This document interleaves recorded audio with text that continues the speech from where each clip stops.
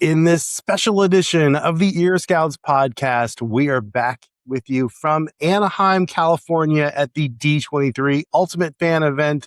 This is our second day of coverage, and we have got so much stuff to share with you. We got a lot to cover, so we're going to jump right into it.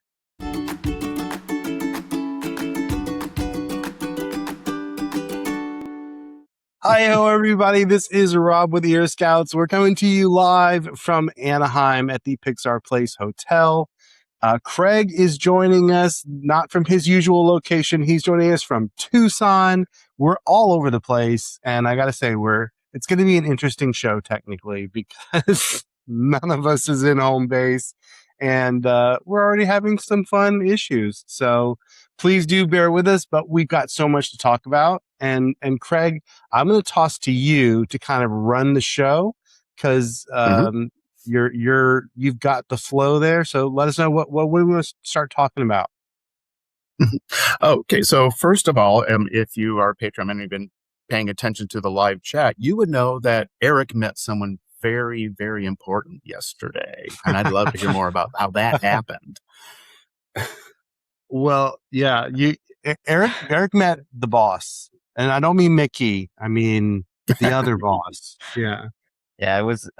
We were able to join for the cast members' photo, like right in front of by the main entrance, and I happened to be like 5 people away from Josh tomorrow, so I was able, like, when we finished getting the photo taken, I was able to shake hands with him, so it was a very exciting day. Yeah, it was. Honestly, Erick had so many moments of just Disney magic yesterday. So he goes for that photo. He's seated practically right next to Josh D'Amaro. At one point, I think you were right next to Josh D'Amaro, and got to meet him. And then we got to the big main event at the Honda Center. And I'm so sad that I missed this, but I went to go get some merch. And when I came back, Erick is on the Jumbotron in the Honda Center playing a game. Like, he was selected from the audience to be in this Marvel game, which let's just say Erick's Marvel game, that's not his strongest game. He's not it's not a Marvel guy, more of a Disney guy. But you won some stuff. Oh yeah, like sorry. Thankfully, like, as you may know, like, I'm very camera shy, so it was very weird to be like on the big screen over there, and to get selected for that, So the bag that we got, it was from like Toy Story 5, and it had like a lot of different goodies. It came with a laptop sleeve. It came with some Ursula ears. It came with a keychain and some other things from different movies. So it was very exciting. I was freaking out, but we did it. Yeah. But I gotta say, this whole D23 has just been magical. This is our 3rd time being at D23. And I think before this event, I would have recommended D23 with some reservations. I would have been like, it's good, but just know this and this and this. I don't have reservations this year. I mean, it's just been a phenomenal event. And I do know that there's been a lot of talk online about that first moment when the crowds kind of rushed the door and it seemed like it was chaos.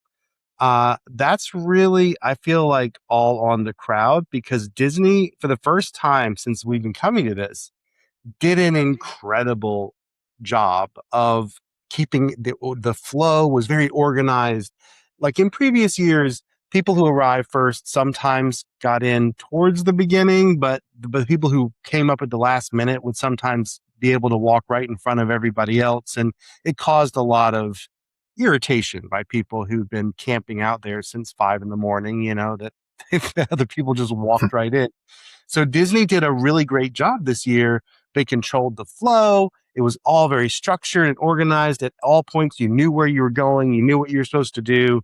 And then the minute they opened the doors, all these people are neatly lined up and they just rushed the door. I mean, I don't know what Disney could have done. You know what I mean? Like there's no way they would have had enough staff to stop all those people from just deciding to ignore the rules. So I think that was unfortunate that that happened, but that really wasn't on Disney. That was just the crowd being a Yeah. crowd.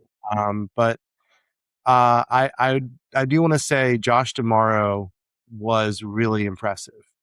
He opened the big panel last night at the Honda Center, and I feel like his presentation, he really gets. I mean, you would hope he really gets Disney. He's the new CEO, but he gets what we love about Disney as fans, and I feel like Mhm. he showed an understanding of that I feel like we haven't heard from leadership in the same way in a very long time. So I'm very hopeful and excited for this next chapter. And man, he put on a great show. It was a really good show, and I think we got a lot of that to talk about. So what's next on Mhm. the agenda, Craig? Well, I guess we had some Imagineers, Joe Rohde and Joan Hartwood, talking about the new Tropical Americas coming to Animal Kingdom. Joe Rohde Yes. is Mr. Animal Kingdom, so the fact he's coming back for this is super exciting. But I'd love to hear more about that. Well, yeah, my sense is he's more there as like in an advisory capacity. I don't think he's Mhm. actually in active development right now. It'd be awesome if he were, but I don't. Right, I think but he's just still, kind of. as long as his ideas are in there and people are listening to him. Yeah, well, it was really interesting because what he talked about was what we kind of had pulled. We discussed this land yesterday in the show. We said that this really felt like a kind of a magical version of reality, and he said, well, in fact, this is we really used magical realism as our source of inspiration for building out this land. Of course, Encanto, which is one of the anchors of this land, that story is magical realism. Which, if you're not familiar with that genre, it's a it's a very it's a tradition in Latin American culture for many years, and in Latin American storytelling. But basically, it's a genre where you're in the real world, but magical things just happen, and it's just taken for granted that magic is a real thing, in your life. And that was kind of the source that they started from as they developed Tropical Americas. And I think it's perfect because we were talking yesterday about how Africa and Asia feel very much like a representation of a real part of the world, whereas obviously Avatar brought us into this fantastical realm. And I feel like Tropical Americas is the perfect bridge between the two. And when they explained it, it made perfect sense that, of course, that's a Latin American tradition. It makes sense that this would be the place that we would do this. So I'm really excited about that land. And yeah, we also got to see a close up look at the ride vehicle for the Encanto attraction.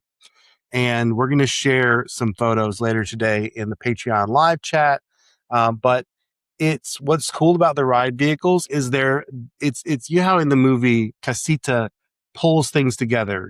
Casita will like grab a chair and bring it in for someone, or like and you can tell that Casita has just made these ride vehicles out of like pieces of the house, just Mhm. like slap them together Like, so you have something to ride in. And it's just so charming, and I can't wait to see that ride. But and is it confirmed that it is trackless? Is that what it's going to be? I did not. So the cool thing about D23 is you get to speak. They'll have one of the Imagineers at each of the stations who's working on that attraction. Unfortunately, when I was at the Encanto, when there was not an Imagineer present, so I didn't get to ask about anything like that. I do have some details about some of the others, but I don't Mhm. know that for sure. I'm not certain. Okay. Well, another thing we talked about yesterday is the Star Wars, the Hugo Sweets and Fizz food truck show that's supposedly going into Galaxy's Edge, but we didn't have a lot of information on it. Did you get some more?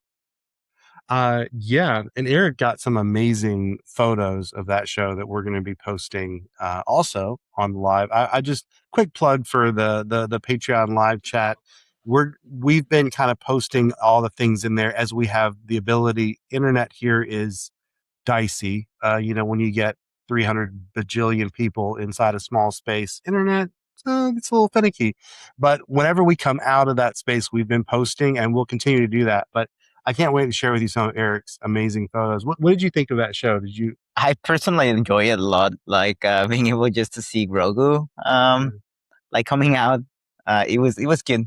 Yeah, if you've seen The Mandalorian and Grogu yet, there's a scene there where they're in a food truck, essentially a space food truck, an interstellar Star Wars food truck, and it's I'm not sure what the character that was running the food truck is, almost sloth-like with multiple arms, but Imagineering just created that food truck and created that character as an animatronic character and added in Grogu and just built this little show. And they don't have any purpose for it. It was almost like a fun project to see if they could do it and how it would turn out. So we don't know where that's going to go. I did get to speak to the Imagineer, one of the Imagineers who worked on it. And they said, well, you know how if you go into Doc Ondar's, there's Doc Ondar is there and you get to be part of his world. And we're hopeful that someday maybe our food truck concept will get turned into, he'll get upgraded to his own space somewhere in Galaxy's Edge in Batuu. And this will become an anchor part of that experience. So I think that might be the future that we see of it. It might be, maybe it's going to get added into Docking Bay 7, or maybe it's going to be something completely new, but it's adorable. It's a really cute show. And what I also loved about it, it feels like it's running on a loop, but then when you watch it, different things happen every time. So I sat there for a very long time and nothing repeated itself. So it's a very well done show. Very exciting. So I need to know about your Tomorrowland predictions for sure. Well, what have you learned anything more? Have you refined your predictions? I did. I was thankfully when I was there at the Carousel of Progress exhibit in Horizons, one of the Imagineers who worked to develop that the redo of Carousel of Progress was there, and I had made a prediction in our recent Jamboree. My prediction is I think we're going to see unveiled tonight at the big experiences panel.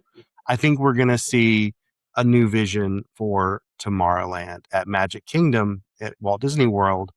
And my reason for that is we just saw Buzz redone. Obviously, Tron has come in relatively recently. Now Carousel of Progress is getting some love, and there's been rumors that we were going to see a new Space Mountain potentially announced at this.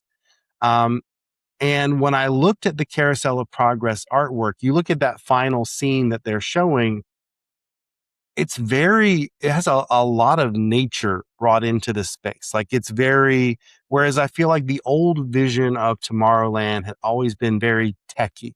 I mean, even the trees in Tomorrowland are like robot trees that are meant to be battery energy harvesting things. Like it was all Jetsons and not very, in touch with nature.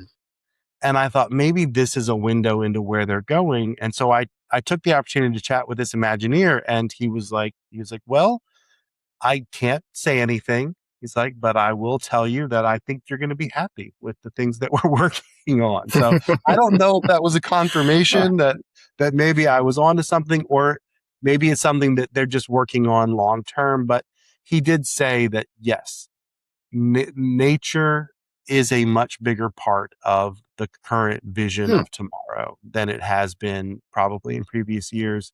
He also spoke about that costume that Jessica did not enjoy. Yeah, neither of us did. Yeah. Jessica had very strong feelings about the costumes that are on display are from different eras, and the inspiration for them was the original Carousel of Progress attraction. So the shirt that I think John is the character's name. Is that right? The main Yeah. character. Yeah, the John shirt and Sarah. the shirt that John is wearing is harkens back to that original shirt he wore in the first iteration of the attraction, and they Mhm. kind of took inspiration from. So that's why I think maybe it was a surprising choice. But it was to kind of honor the first, since they're changing so much. So the costume that he is in that they showed, that's definitely for the final scene because it's very sick. I mean, it could fit in the first scene, which is going to be in the 60s, which is where the original carousel I ended. think no, I think unless I mistook it, I think what he's wearing is actually the first scene, Yeah. like the space age 60s, or Mhm. the moon landing scene, and what she's wearing is the final. But Okay. if you look at them, they have a similar color palette. They have a similar sensibility to them. And I Mhm. think that's what they were going for, was to have a cohesive feel of the costuming. Even though they reflect different time periods, there's a thread that connects them. And the Mhm. thread was based on inspiration from that original attraction. So I think that was the explanation for why, maybe it was not what we were expecting. Mhm. Yeah, that's really interesting. I mean, especially we're talking about the bringing nature into, because I remember when they redid Tomorrowland in like the late 90s at Disneyland, that was a big thing. Like, they wanted to show more nature as far as, being part of the future. But that whole redo was a mess. That happened during the Paul Pressler era. It was, everything just kind of fell apart and nothing got built the way it was supposed to. So it was a kind of a big flop. Um, but yeah, I think if they're doing it mindfully, I think it's a great thing to bring in the nature elements to the mid-century modern aesthetic of it. So Yeah, and they already started to do it, a while back, also at Disney World. I mean, if you look at the latest version of Spaceship Earth, the final, when you do that little, you know interactive thing at the end where you pick your future, you answer the questions and it builds your future. All of those all had like a strong nature element to it. So I think you're right. This is something Mhm. that they've been developing for a long, long time. But I think now we're going to finally start to see that better represented in Magic Kingdom at Disney Mhm. World. My hope. Yeah, yeah, and I'm glad they are going back a little bit to the mid-century modern aesthetic, because that just says Tomorrowland to me. Like that's where it started in the 50s and at Disneyland. So I'm glad they brought back the white, they brought back the clean lines. So, but bring some greenery into that, great, perfect. Yeah. So speaking of the future, I've heard we learned some more about the new Stark Flight Lab ride coming into Disneyland or Disney California Adventure. Uh, yes. And I have a correction from yesterday's show. Um, we weren't sure I had seen video of the arm in motion, but I didn't remember it moving through the space. And so I was like, I think you're just kind of there and it just kind of whips you around. No, it does. We saw a full model of it, and I chatted with the Imagineer who was working on that one. And it's very cool.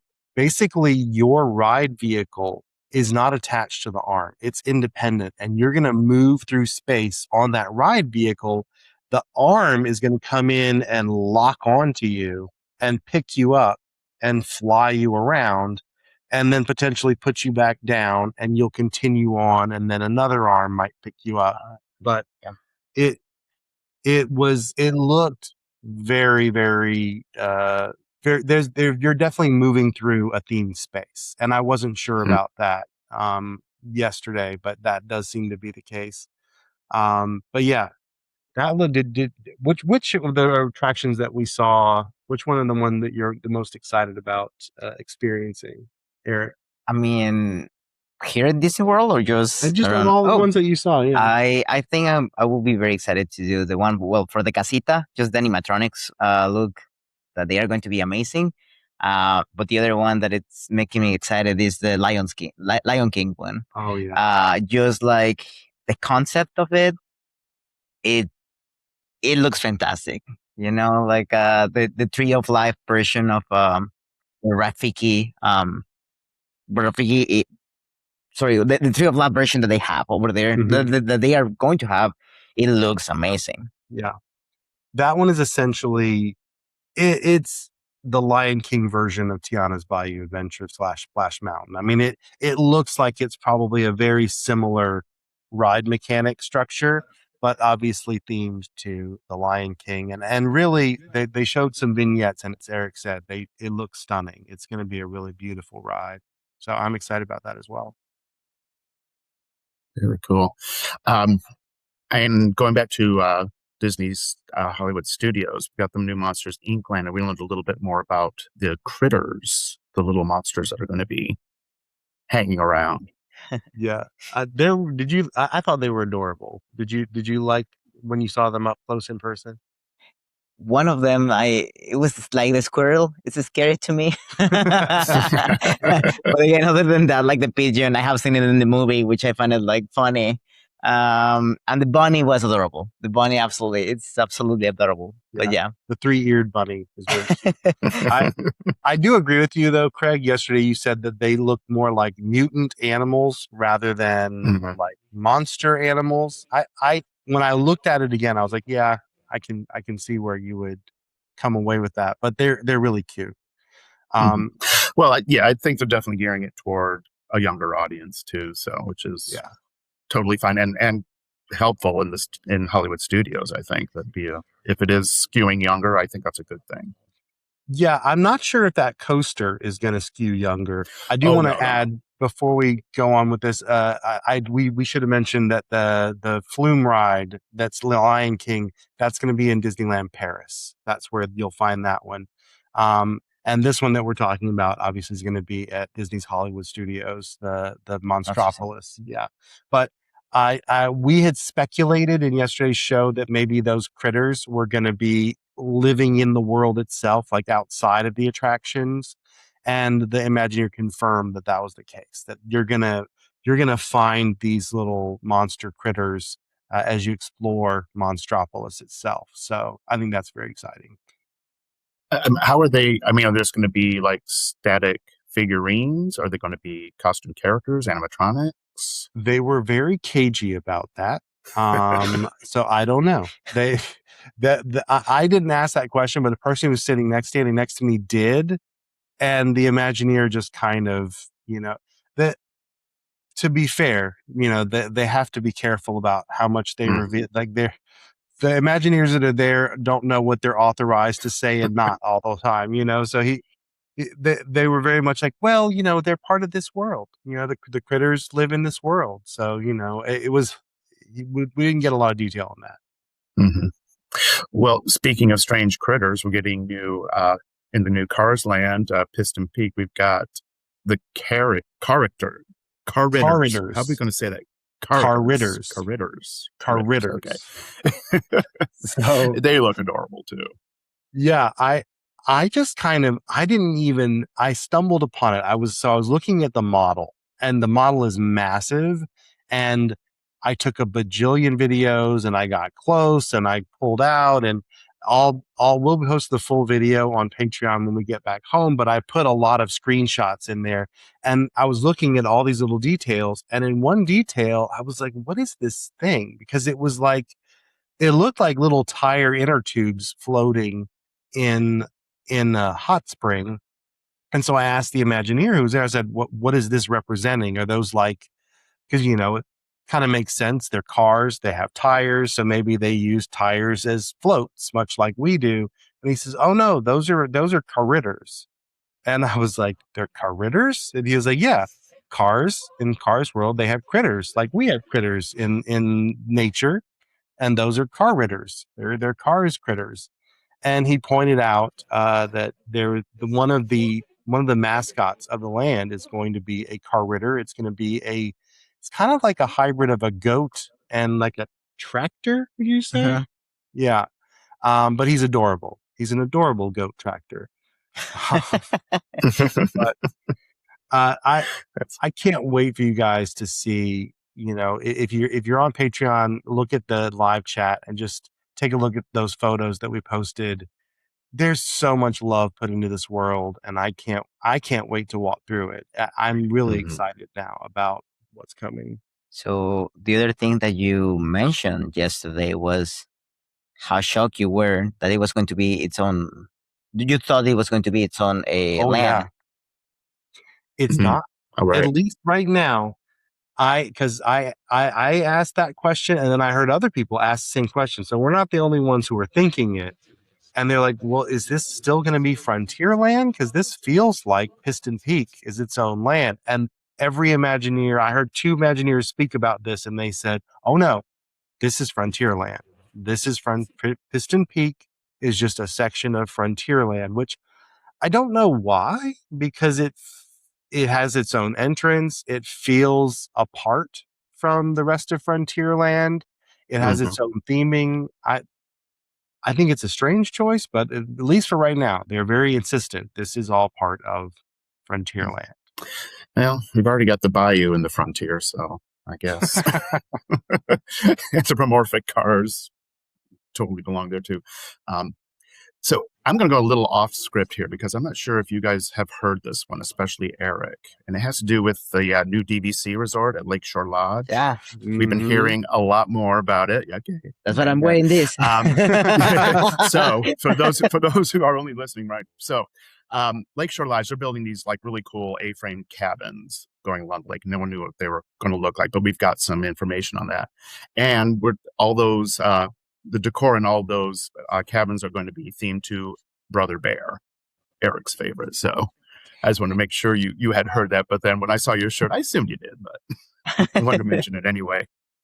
So the only sad thing about that is when we saw that Brother Bear was going to be part of Lakeshore Lodge, like, oh, this is going to be our new favorite place to stay at Disney World because Eric loves Brother Bear so much. And then when we found out it was those huge A-frame cabins, it's like, okay, well, that might not be a regular place that we stay because that would be a little bit pricey. But I think now we definitely have to stay there at least once to experience it. So.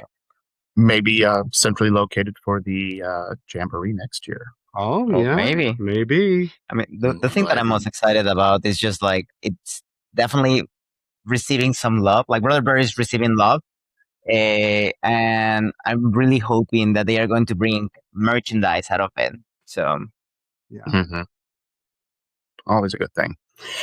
Okay, did we want to talk about movies or? Yeah, I just really quickly. I know our show is really, we cover the park, so that's what we focused on. But I think we do have to mention that the big event yesterday was the Disney Entertainment panel at the end of the night, and holy guacamole, there were so many huge celebrities. Just a who's who of incredible actors and performers. The Jonas Brothers were there, like from music. There was just, it was really kind of breathtaking how many amazing people showed up. So Anne Hathaway, Robert Downey Jr., Jodie Foster was there to reveal that she's going to be a character in the movie Hex that's coming out Thanksgiving.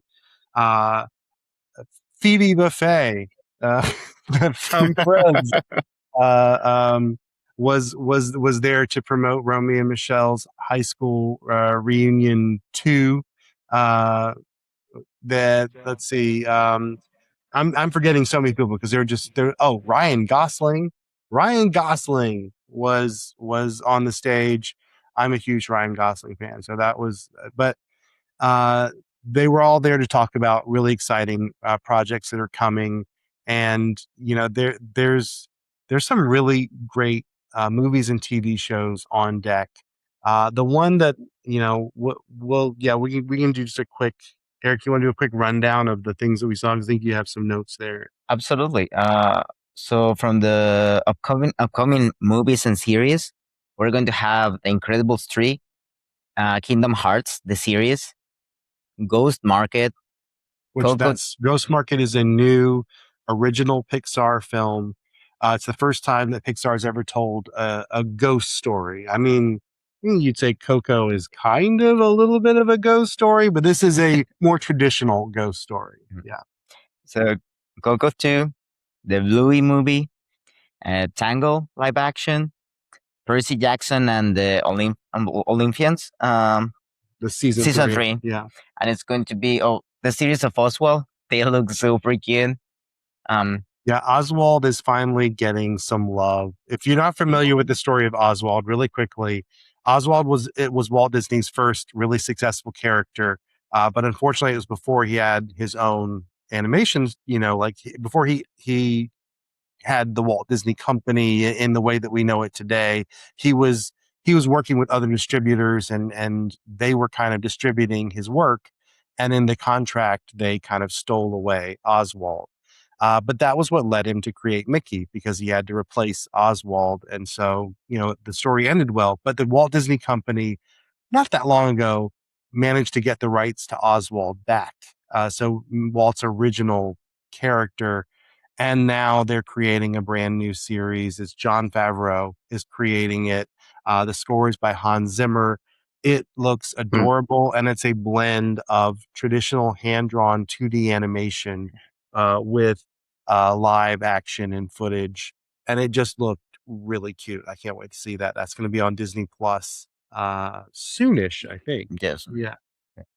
So continuing with the list, we're going to have Romy and Michelle 2, Ice Age Boiling Point, Lilo and Stitch 2, Angel is making her appearance, Gato, X-Men cast. Well, they show the X-Men cast. Star Wars, they are going to continue with Ahsoka. Vision Quest. And with the Star Wars, also they are going to have Starfighter, Hex, Zootopia 3, Doomsday, and Frozen 3, which you have a comment about Frozen 3, Rob. Yeah, well, Erick's favorite character, as we all know, is Olaf. He just loves Olaf. He's here. And That was sarcasm for those who are not watching.